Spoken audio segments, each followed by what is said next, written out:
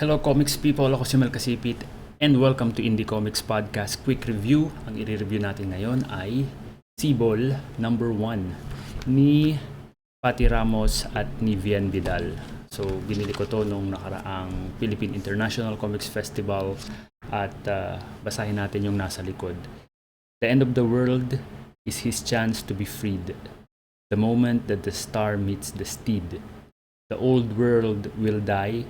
The new world will be birthed. The day the child of the sky meets the child of the earth. Tuloy natin. In the land of Sibulan, Ginto, a prince from the ferocious herd of land-dwelling Tigbolan, meets Huni, a lihim diwata who fell from the moon. And the only way to bring her home is to find a wish-granting primordial giant.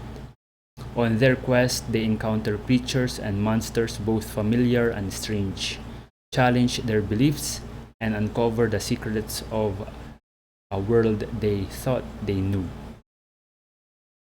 So, yun yung Sibol by Patty Ramos. Sinulat ni Patty at drinowing ni Vian Vidal. So, anong first impression ko nung binasa ko tong libro? Maganda yung drawing, maganda yung printing. Maayos yung printing actually.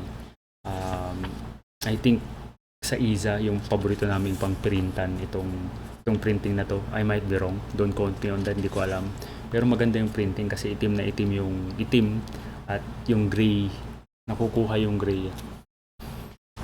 Maganda, crisp yung mga lines.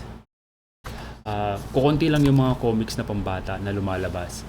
So, maganda na magkaroon ng ganito, yung Sibol, na exciting makakumpleto ng chapters. Kung gusto nyong mapanood yung interview ni Patty at ni Vien, punta lang kayo sa Indie Comics Podcast channel namin. At panoorin nyo yung buong interview. Basically, pinag-usapan namin yung influences nila, yung inspiration sa paggawa ng comics, at yung process sa paggawa ng comics na to. Ayan. So, yun. Go get guys. Sabi nila kung mahilig kayo sa Avatar The Last Airbender, magugustuhan nyo tong Sibol by Patty and Vian. And that's all for Indie Comics Podcast Quick Review. So, see you next time.